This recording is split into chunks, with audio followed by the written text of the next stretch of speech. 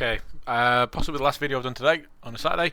Um, so some of you, hopefully most of you, are getting to a point now where you're starting to really see the scene come together, and you're starting to um, get stuff looking really nice. So now it's just time to actually start thinking about proper lighting, making it look really cool, and also stuff that I don't think a lot of people who play games actually realize happen behind the scene.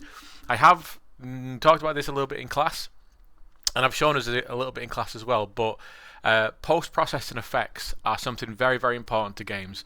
It's an element which is put into a scene in Unreal, which allows us to change the way we see the environment when it comes to, like, the saturation of the scene, the lighting, like not necessarily the lighting where it is, but how intense lighting is, the exposure. If you imagine you watch a film, you got depth of field, you've got vignettes, you got all this kind of stuff. We don't get that in the standard scene.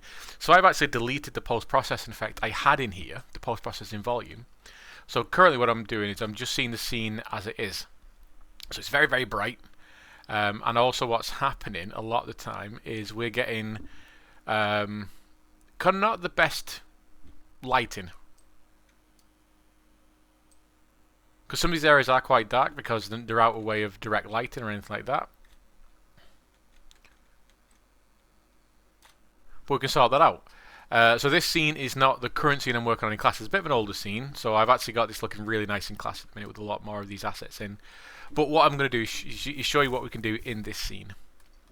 So let me just do one thing that's annoying me. I'm just going to grab this.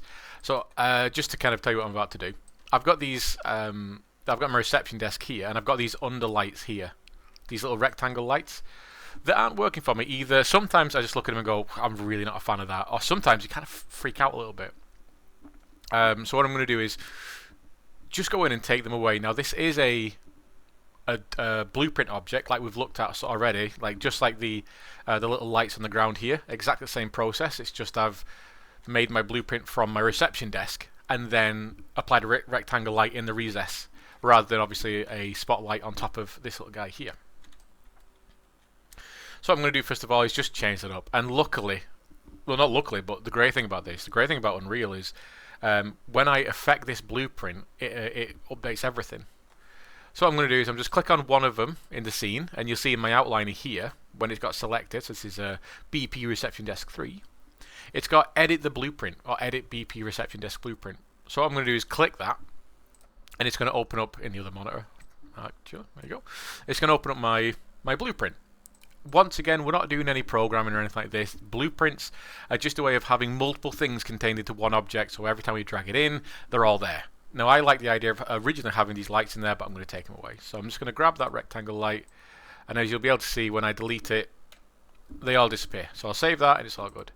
I'm going to keep it as a blueprint. I'm not going to bother replacing it with a static mesh, just because I might come back and do something else later on. Cool. Right, so let's actually do some really cool stuff. So, yeah. Adding in a post-processing volume is what it's called. It's very easy. So adding in a post-processing volume is sorry, this is really annoying me. I'm seeing all this information here, and it's all in a... it's just all... I'm going to put all this information into a folder. If I click here, this all goes into a folder now, so I can call this... I'll call it that. There you go. I don't like having messy outliners, so I like having group folders for everything. Right then, so bringing in a post-processing volume, it's very easy. If I just come and click on this little cube at the top with a plus sign, I'll quick add to project. I'm going to click that down and just start typing post, and it's going to filter out everything that has post in the title. And we've got post-processing volume. So click that, and it's going to bring it into the scene. And what it is, there we go, is a little box. When it first comes in, it's a little box. It's like 2 meter by 2 meter, or 1.5 meters. And what this is, it's a volume. So anything within this gets affected. So currently it's just in front of my player start. So if I click play, there we go. So I'm currently in the volume, but nothing's happening. I'm currently outside the volume, nothing's happening. Hello, money. That's because I've not turned on any of the settings, any of the fun stuff. So in my outliner, with that selected, what I'm going to do is come over to my details tab, and I can see lots of fun stuff here. And there's loads of menus, and most of this we're not actually going to need to use, because a lot of it is down to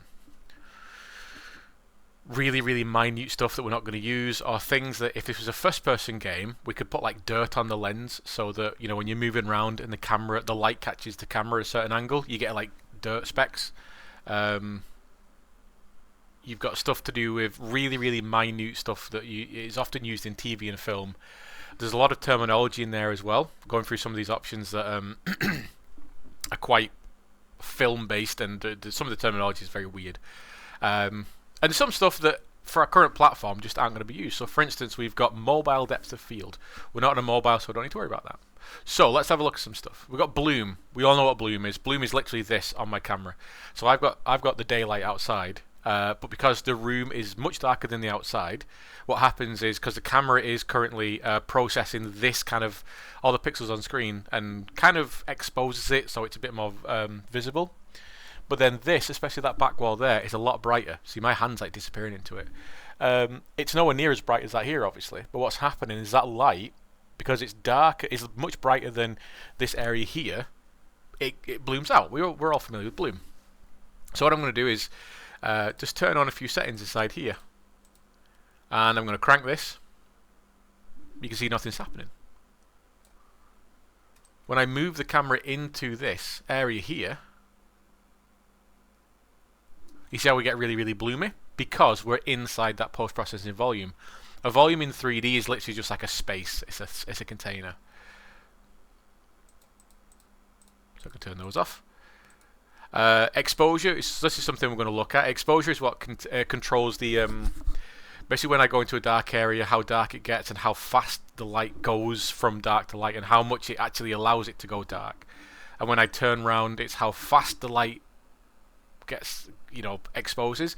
But then also the roof, or the limit to how far it exposes, because sometimes you have something look really nice, but then when it does this auto exposure thing, it gets too bright, it gets washed out. This is something that I don't think anyone's happy with in Unreal, but we've got these settings which can actually do some really cool stuff with. And there's other stuff that we're going to look at in this video. This isn't going to be a particularly long video though, so don't worry about it. So first of all, what I want to do is make sure that this volume affects the entire scene what I'm working on. And we could do that a couple of different ways. One is literally just scaling it up, so it fits the entire box, so I can scale this up. Now this is really good if anyone wants to get into like 3D environment art. This is really good when you want to have different things happening in a scene.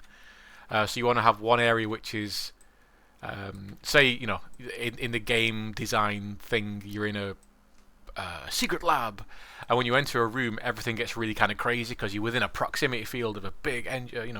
You can have a post-process volume within that room. That when you walk into it, you get all the settings change to be this like crazy, everything's got a bit weird. So you could do something like that where the entire scene is just encompassed within the whole thing. Now, if I'm affecting the entire scene, it doesn't matter how big my object is, my little cube. It doesn't matter how big it is. If I just want to do the entire scene as one whole thing, in my details box here on the right, if I just in the search bar type in inf, INF, we get this. So obviously we're filtering out things that have INF in it. And at the bottom there you have post-processing volume settings, infinite extent, unbound. If I tick that, the entire scene is being affected by this post-press volume. So that volume could be anywhere. So let's just move it outside the environment. Move it over here. There you go. So it's outside now. Very nice. So now I don't have to worry about where it is. That's affecting the whole scene, and I know it's in my outliner here. So let's do some stuff. So first of all, let's look at that exposure. So exposure in Unreal isn't great in the default setup, in this kind of like editor setup. It's never great.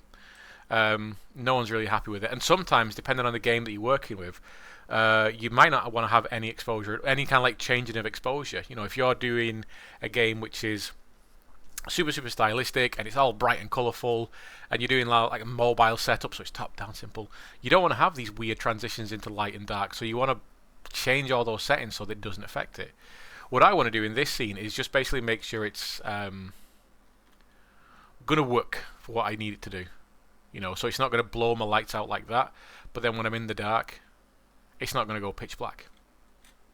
Because technically, if you think about light, light should absolutely be getting inside here because my light source is over here, light bounces around, photons hit the surfaces, we should be getting light over here.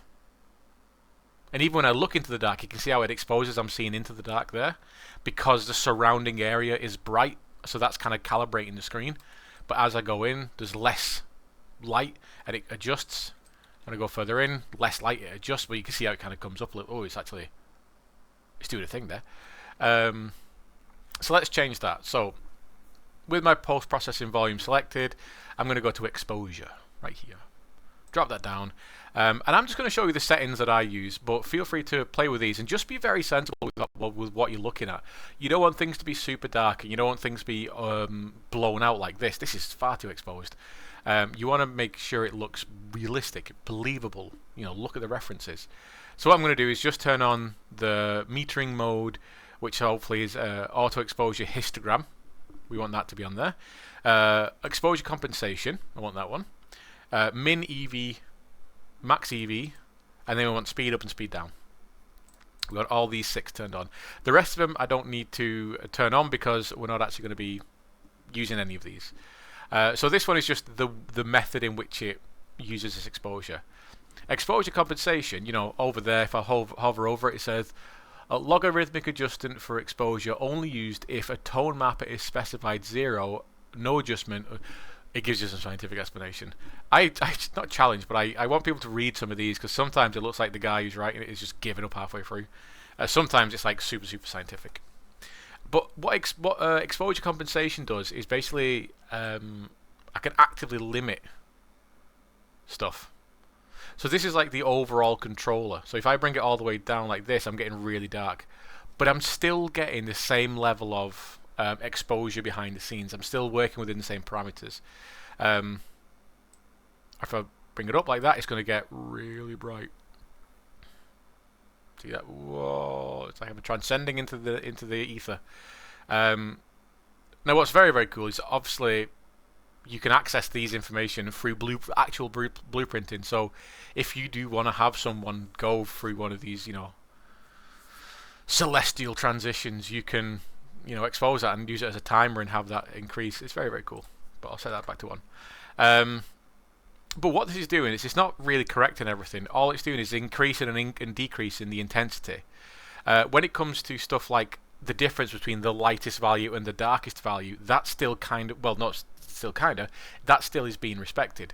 So just because I'm increasing or decreasing my compensation doesn't mean that's fixing my light. What I really need to look at is the max and min EV, which is the exposure value. And again, you can read that, and it's very, very scientific. What this is doing is basically giving me my minimum EV is the least amount of exposure. My max EV is the most amount of exposure. And I can actually clamp these, and that's going to give me my darkest will only go to so dark, and my lightest will only go to so light. So I'm currently they're like that. I go really bright and I go really dark, but I want to bring them closer together. And 2 numbers I generally use are both minus numbers, weirdly enough. Is I use -3 on my max, on my min, sorry. So I use -1 on my min, and -3 on my min, -1 on my max. Like that. So you can see the difference. That was currently -10 before. You can see how when I set that in, it's starting to expose more. Ooh. When I set that to -3, it immediately comes down, and it actually stops exposing at a certain rate. Now our light's a lot nicer. So when I go around, it's not as bad. These lights are still a bit blown out, but this is kind of what I use this for, this exposure compensator for. But it's much, much nicer. Also, when I look into these dark zones, we're not getting that really big ramp of light. So look there, it goes black, but if I turn around, it doesn't expose as much. And if I look in the dark there and I just play around with some of these settings, I can see if any of this does this. I can see if any of this does this. Oh, there you go. So I could even see, what if I do -1 in the min and -3 in the max? What does that do for me? Something similar. I'm actually seeing deeper into there. What if I go -6 there? So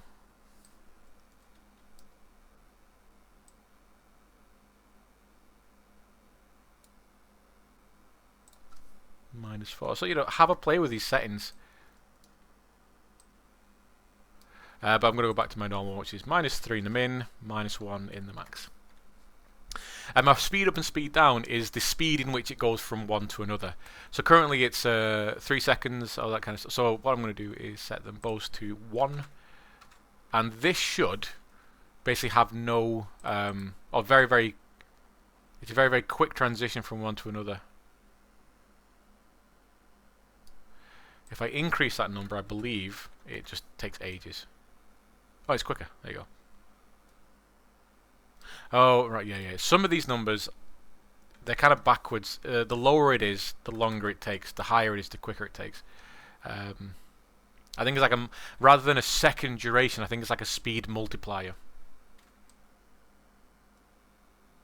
So if I set that to 0.1, that's doing like a really slow transition. Yeah, that's gradually getting darker there. Gradually getting darker. And if I look outside, it's going to gradually get quicker. So if I set those to... my numbers for these, I tend to stick to 6. So it's not headache-inducingly fast. But, you know, we have something. And again, set those parameters as you want. So... there you go. So now with those set up, so min -3, max -1, speed up 6, speed down 6. Those are my numbers that I use for like a base project, and I can kind of like zhuzh it up as I go. Exposure compensation, well, that's what I can start to adjust. So maybe if I want to crank it a little bit, I'll go to 1.5 or 2 or 3. I won't go up to 10 because 10 is just going to blow it out. 6, far too bright. But 1, okay. What if I got to 0? So it's no compensation. So this is what the light's actually going to look like.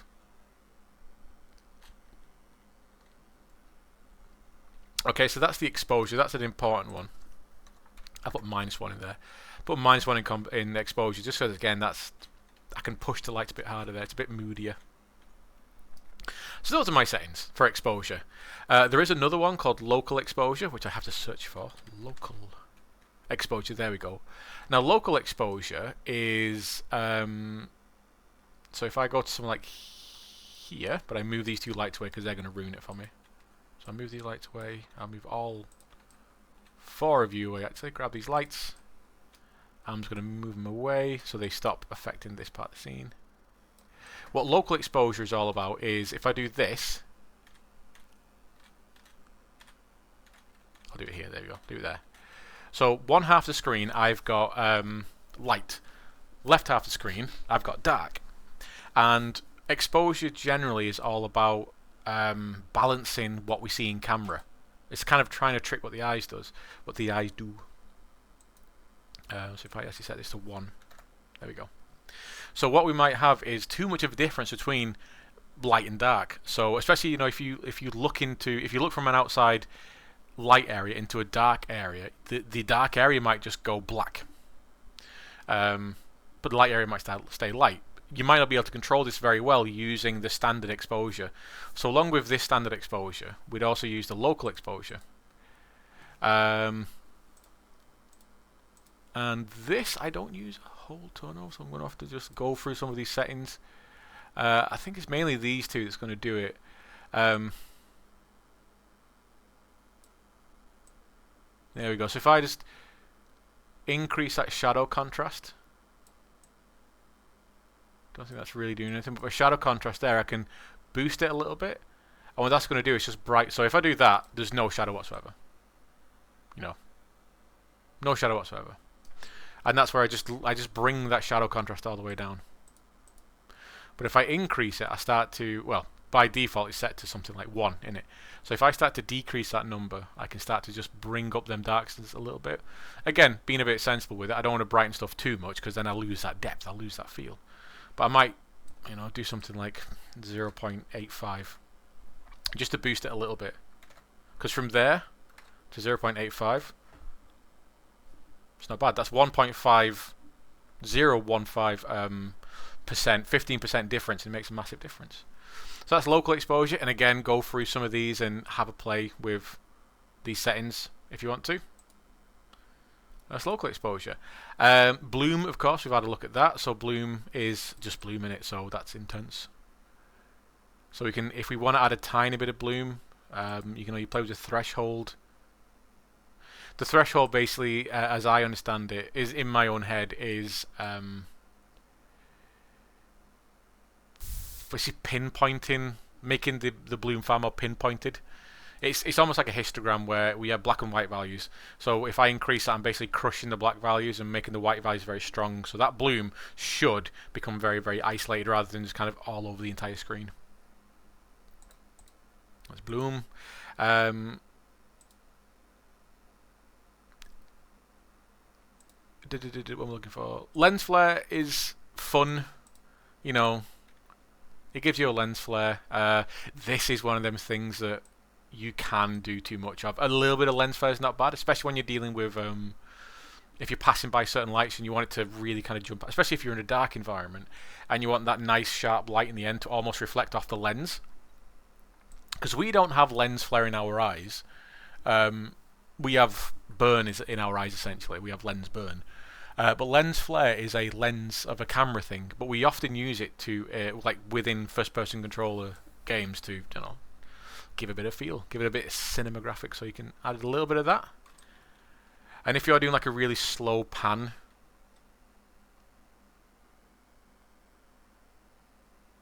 it's not bad. It's not bad. And again, there's tints. There's all sorts of stuff you can do. So I can actually, tint this different colors. I can bokeh size. Bokeh is interesting. If anyone's done photography, you should know what bokeh is, or bokeh. But bokeh is the shape of the lens aperture.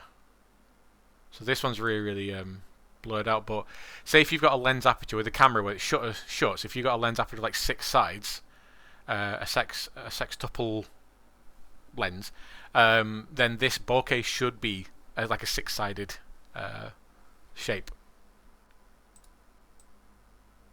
And all them parameters you can have fun with.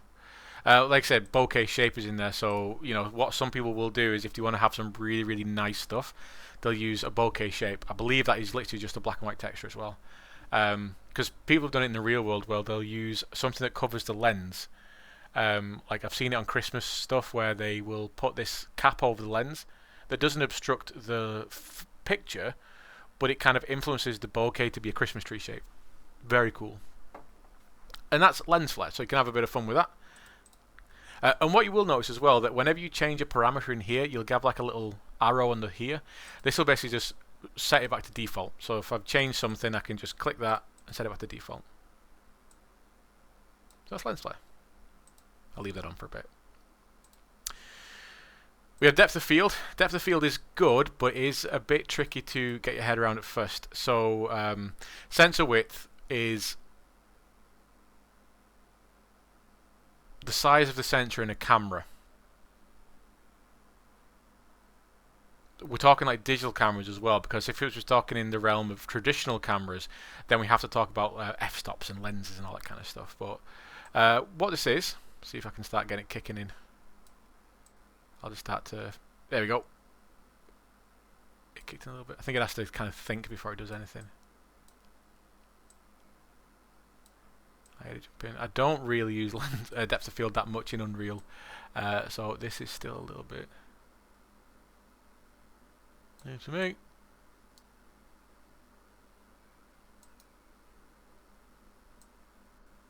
Eventually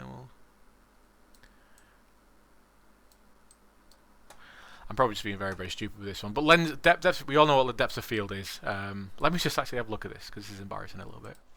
So what I'm finding is the new, again, I've got to be perfectly honest, I've not used this depth of field camera since Unreal 5 came out. In Unreal 4 it worked perfectly. In Unreal 5 it's not working. Well, it is working, but it's not working the way I thought it was. So just to kind of show you a bit of a diagnostic of what's going on here, what I was just doing then is, if we come up to show at the top here, and we come down to visualizer here, we can come up to depth of field layers. Now, number one, I don't know why this should all be green or something like this. I shouldn't have this box around here, I don't think. I don't know why I've got that. There might be something in scene that might be doing something. But what this is doing is visualizing depth of field using colors. So green is foreground, blue is background, and if I reset some of these parameters, there you go. Oh, turn visualizer off. Apparently, no, it's on. There we go. So yeah, I've got doubling images. I don't know. So there is something weird going on in my scene. I suspect it's stuff that I can easily turn off. I'm gonna have to do a bit of research. So green is foreground, blue is background, and this black strip here is basically the point in which focus is going to happen. And I can change a lot of these parameters. So this focal distance is basically the distance from the camera in units, so centimeters, away from. So if I know something is 800 centimeters away from 8 meters away from the camera, then I can set that to 800, and then that will be in focus 8 meters away. Or if I know that I always want 8 meters to be focusing the focus point, I can set it to 800. Some of these just don't look like they're actually. Yeah, there's something wrong with my scene that I've got to go look at. The in-game camera isn't necessarily set up for this.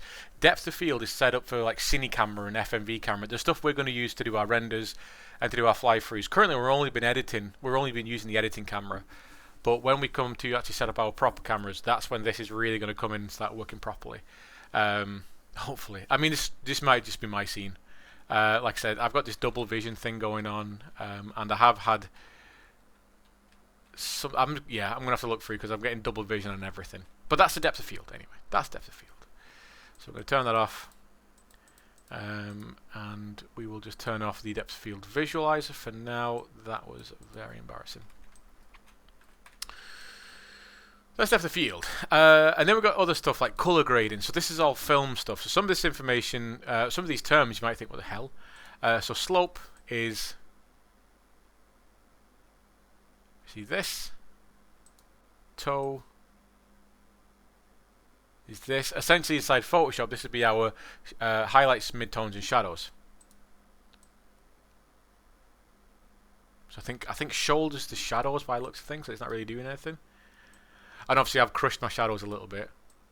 Toe I think is our mid, and I think slope is our highlights. I'll think. And you got black clip and white clip, and I think black clip and white clip are, yeah, that's basically threshold controls. So again, stuff we can mess with if you just want to play with some of the settings. We don't have to deal with that one.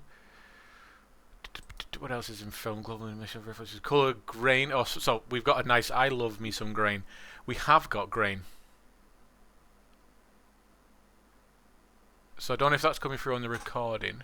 It is a little bit. So I can increase that grain. So I've got a little bit of animated grain on screen, which I like. I do like. I don't like anything that's like super clean and crisp. I like having a tiny bit of grain on there, if anything. But then you've also got all these settings as well, where you can, if I pump that to max, you can increase and decrease certain parameters. So that's screen grain that you can add on.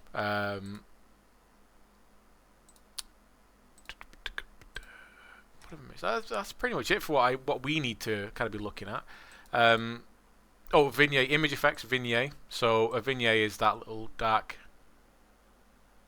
aperture that comes. So it's very old school. Especially if you want to make something look very kind of intimate or anything, that's kind of what you do with that. And I don't know if I can increase that past. Yeah, so I can increase that past the threshold just by manually typing in a number. But after that, can I unlock? No, I can't unlock that. If I set that to 10, to 100, and if I start to decrease that, it snaps back. So I'm gonna I have to manually put in a kind of number to that. Yeah, but vignette is this dark border around screen. A little bit of that's quite nice. Too much and it looks a bit weird, but a little bit of vignette is quite nice. And then sharpen, well, it just sharpens, isn't it? So again, I don't know how well you can see that on screen, but that just sharpens up a little bit on screen. And again, you can push that past the point to get offensive. You know, what if I put it like 1,000 there? It really does go past 10 then. Okay, fair enough. And like I said, depth of field is good when it wants to work. But I think that's when I come to do the fly-through video stuff. That's when I'm going to really show you about the depth of field. That's going to be really good to tie in with stuff like maybe a little bit of lens flare when we're doing camera motion stuff, simple stuff. That lens flare, and hopefully I would have figured out what's going on with my scene of these double draws. I've got something in the scene somewhere that's messing me up. I've clicked a button somewhere, and the rest of them we can kind of ignore because a lot of these are things that we don't need to use because of the way we're working, because of the simplicity of the way we're working. So that's post-processing. Again, it's one of those things, just bring it in, have fun, have a play, see what stuff does, just click stuff, try and break it, see what it does. Because if you don't like it, if you completely mess it up, you can either go in and literally click the little arrows on the right hand side to reset a thing, or just delete the entire process, bring it back in. It's a very, very fun stuff. Now the second one, I'll just revisit lighting a little bit as well. So I'm going to take away a few lights like that. So I'm only dealing with the lights in the scene. Did I delete that post-processing? No, I've got the post-processing. So my post-processing is currently working along with my scene at the minute.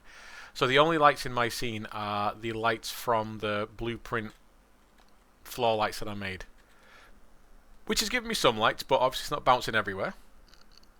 There are things in the settings where I can actually change it to bounce more, but I'm not going to leave them for now. Well, I am going to leave them for now. So, lights. Let's just talk about it again. Number one, the most basic kind of light is a directional light. How I add one of those in is by coming up to our quick access there, come down to lights and directional. There you go. So directional is quite nice, especially if you've been building this off the normal scene setup from the new level basic scene. It gives you a lot of these lighting setups anyway, but so you've already got a directional light in the scene anyway. So directional light. In fact, I'll bring that back and I will come back. I'll delete that other directional light that I've got in there. There you go. So we've got directional light. That obviously controls directional light, and that is literally just like a sunlight. So if I hold Control and L, I can actually Control L. There you go. Control L, and I can actually like move the light around the scene manually. I find this a bit hard to control personally. I see some people control it with great deft, and I'm just terrible at it. But it's alright, it's fun. But yeah, the directional light is a sunlight, and if you get the other lighting setup components in there, so exponential height fog, all this as well can be found in here. So exponential height fog, sky atmosphere, skylight, SM Skysphere, and volumetric cloud. If you bring those in, it gives you a fairly realistic lighting setup. It's very strong. It's the sun. But you've got all your controls for that inside here. So you've got source angle, which I believe that's going to soften your shadows out a little bit. Can I push that past the point? Yes, I can. So I can push that past the point as well. But when I go to change that, it'll snap back to 5. So I can go manually 10. There we go. That's the sunlight again. Intensity. All this kind of jazz. Now the great thing about a sunlight, when you have all these parameters in there, is when I start to rotate it, it reacts as if it's going to night. So as it approaches the horizon, it's going to start going to dusk and then, or dawn if you come the other way, and then eventually it's going to go to night. Now, well, if we go to night view, we don't get lights or anything. We don't get sky, stars or anything like that. But it does a pretty good job of simulating light.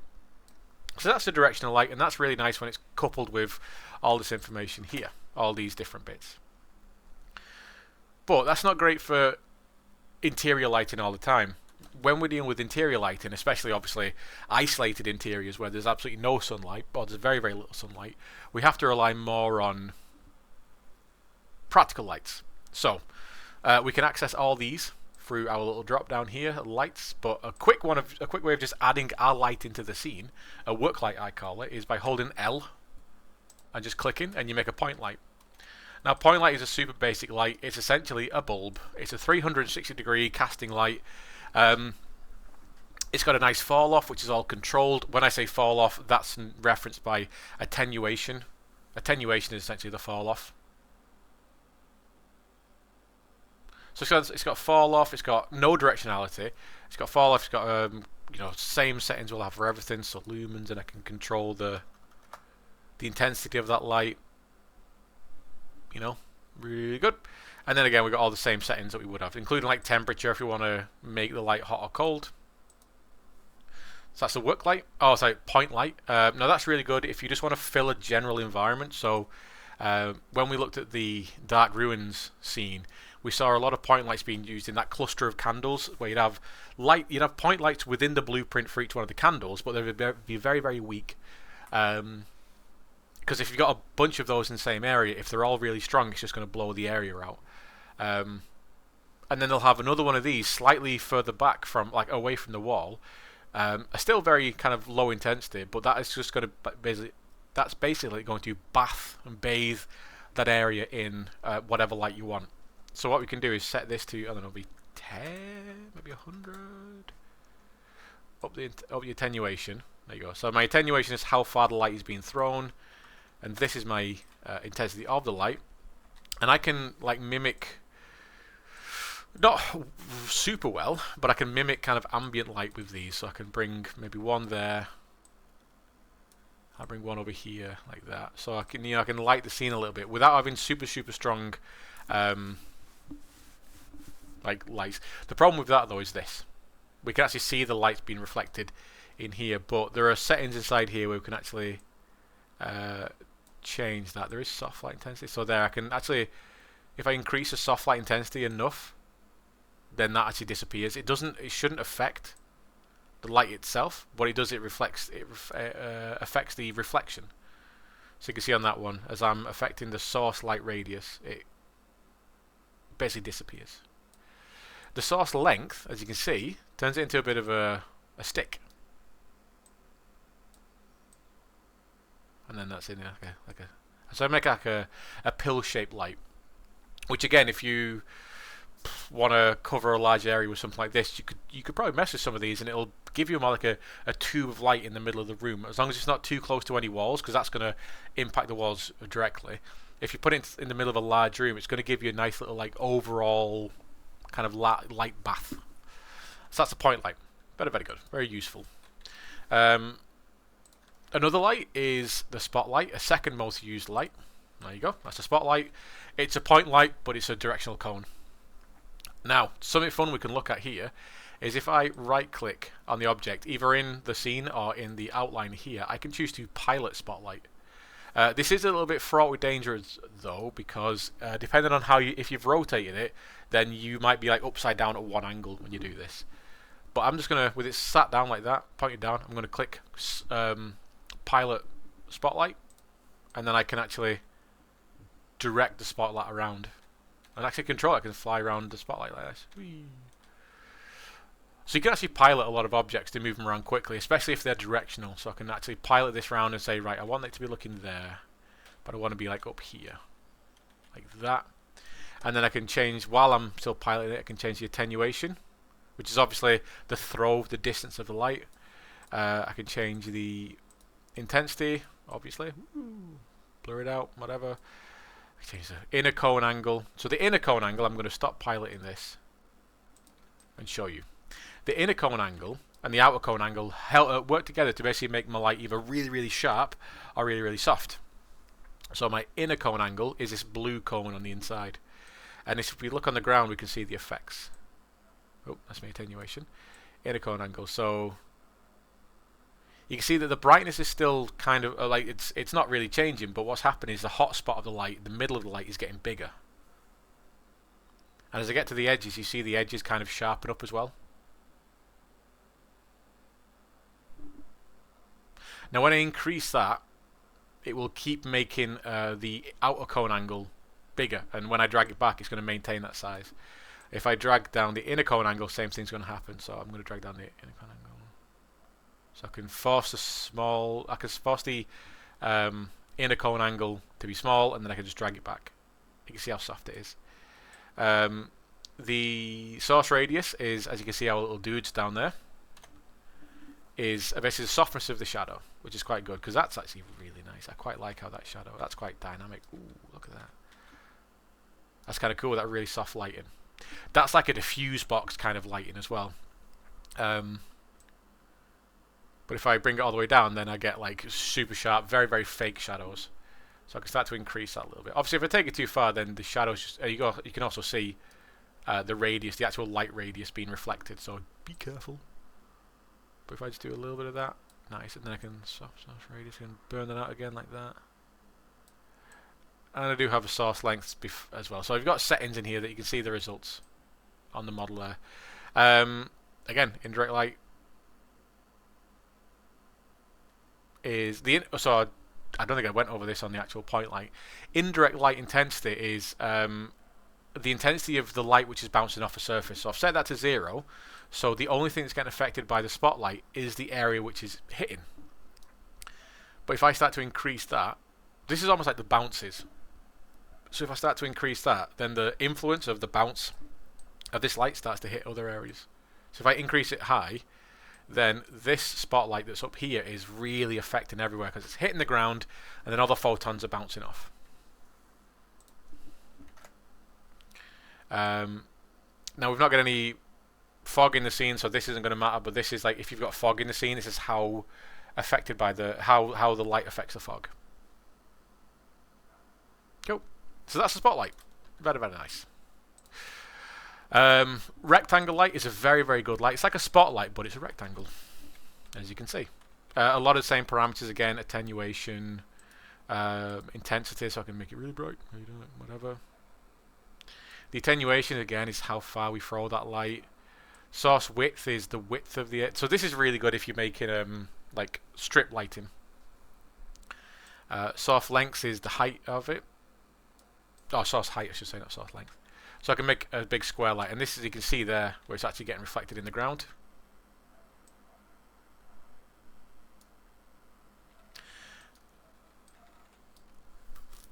Barn door angle is, so if anyone's ever done anything to do with films or looked at films, film sets or theatre lighting, you're going to have these things called CAN 65s. I don't think they use them anymore, but old lights, big cans, and they have these kind of flaps on them, and they're called barn doors. And basically what it does is it forces the light into a place rather than just having it kind of bath out. So that's what these barn doors do. You can see how they kind of focus in the light a little bit. And I can also increase the length. So again, I'm focusing the light into a very small area. And I believe, I've never used it, but I believe this is, you can put texture onto the light. Have an experiment, have a play. And again, we get all the same parameters. That's a rectangle light. Now skylight we've already got in the scene, and that's working with our directional light. So the skylight. So the skylight is a really interesting and kind of underrated light. Because what it does, it is basically how to explain it? Well, I'll show you. So skylight without skylight, with skylight, without skylight. So what it does is it helps atmospheric bounce. It helps the light diffuse in the surface. So if we didn't have this, it'd look kind of meh. You know, we'd lose our natural bounce light. I'm gonna actually that's a bit too intense actually. If I do like 25, bring it right now. Maybe 10. There we go. Yeah, do 10. 10's fine. There we go. So yeah, skylight. You see how it's affecting the wall around us. So this looks nice, but it looks very indoors. I don't really see the sunlight affecting the area. With it turned on, you can see the sunlight affecting the area. And then also we're along the sky atmosphere. Now this isn't actually affecting the light. This is it's almost like light diffusing through the particles in the atmosphere, and you know, on cold days where it's very cold, particles are working with the way they do. Light is very direct. You get very strong shadows in cold, very, very cold weather or very, very hot weather. But when you've got the clouds and stuff, that's when light gets very diffused, and so your shadows get very diffused. It doesn't affect your shadows, but it's kind of affecting the way that light in general hits a surface. So this is really good if you're doing outdoor scenes. So those are some lights. I'm going to kill that light again. Those are some lights that are in the actual menus here. And obviously we've got spotlights attached to this guy. All good, all good, all good. You know, spotlights attached to that guy. But there are another way we can use lights, and I did talk about this early on in the project, where I had a big plane above my scene, and I was firing a direct point light at the point light. I was firing a spotlight at the big plane, and it bounced back into the scene, giving me some nice lighting. We can also do that another way. And if I just go to here, I add shapes, I add a plane, and let me just come into unlit so I can see this. Unlit. There you go. Big plane, and I'm just going to make a big plane. You don't have to make this inside of Maya as well, because this is just a big plane. I'll just use one of these basic objects we get. And this is going to be a big plane, like that. And I'm just going to rotate it over so it's facing downwards. Move it up. And then maybe do this, like that. There we go. So I've got a big plane. And on that plane, what I'm going to do is apply a very, very simple texture. On material, so I'm going to add a material. I'm going to call it sun. And on this, in this material, all I'm going to do is assign either a color or a value to the emissive channel.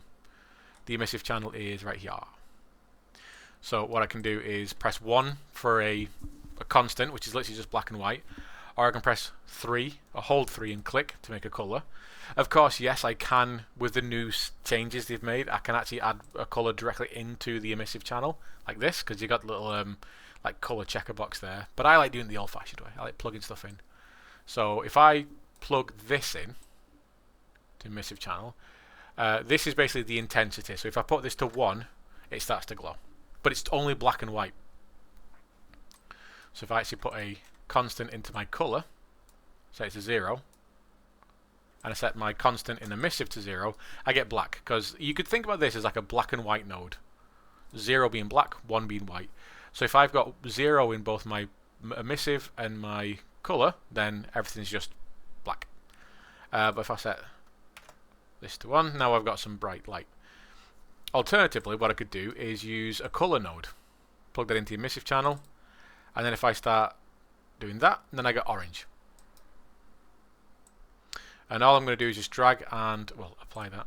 And what I'm going to do is drag that onto the surface. You can see that's all orange.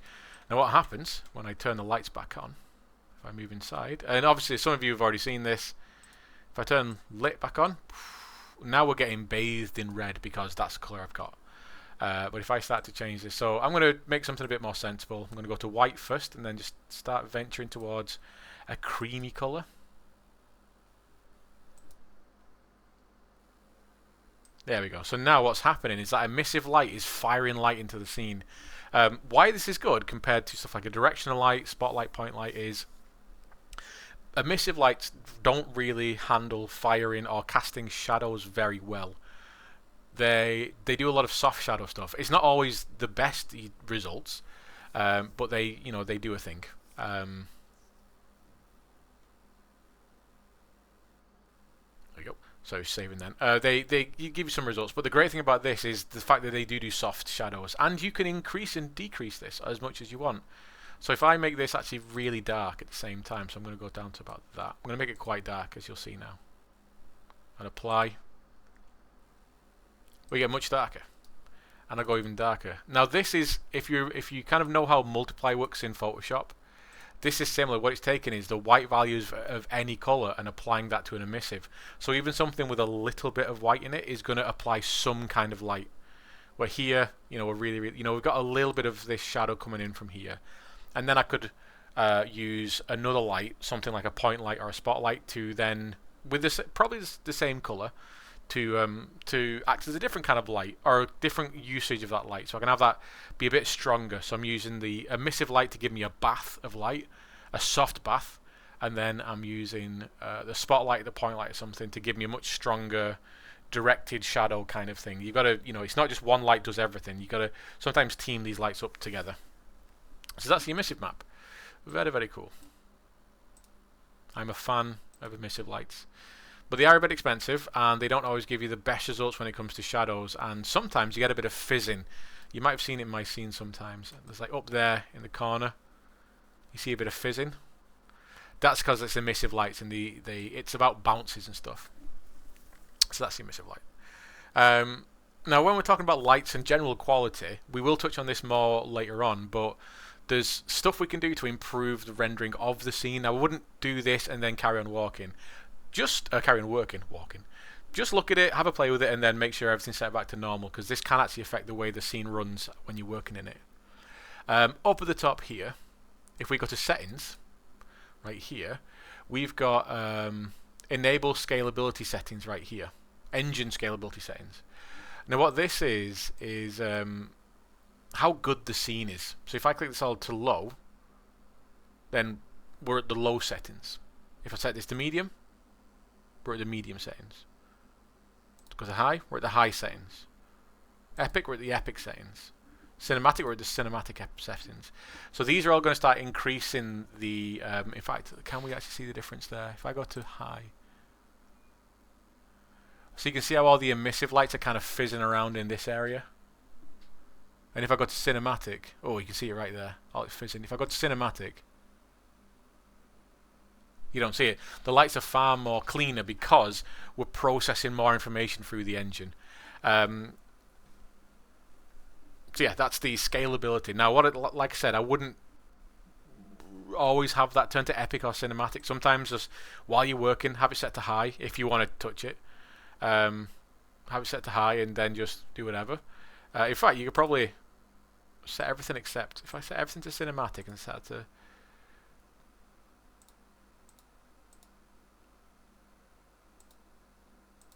I'm thinking about... Oh, sorry, I've lost in a thought then. View distance, you probably don't need that to be cinematic because we're not doing massive distances.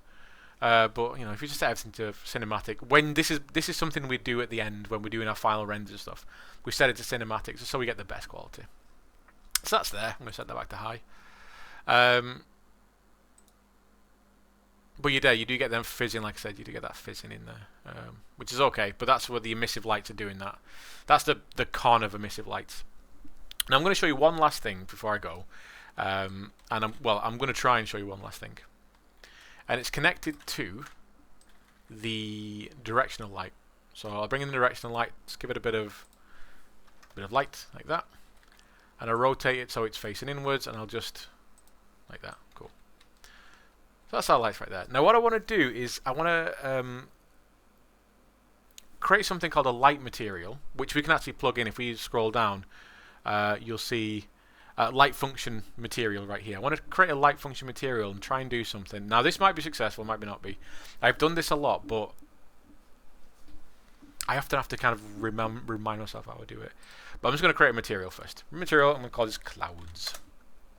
So I'm going to go into that material. And all I'm going to do at first is just change the material domain to light function.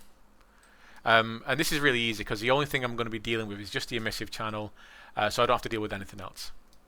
But what I want to do is set up some information. So I've got a noise there, like that. And then I want to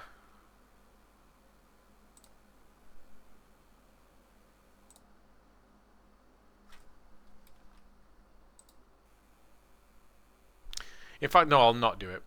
I'll leave it off this lesson. I'll come back and do it in another video because it's an extra thing that I don't want people to worry about. Plus, this video has already come up to an hour, and I've recorded 3 videos today, so I'm going to stop.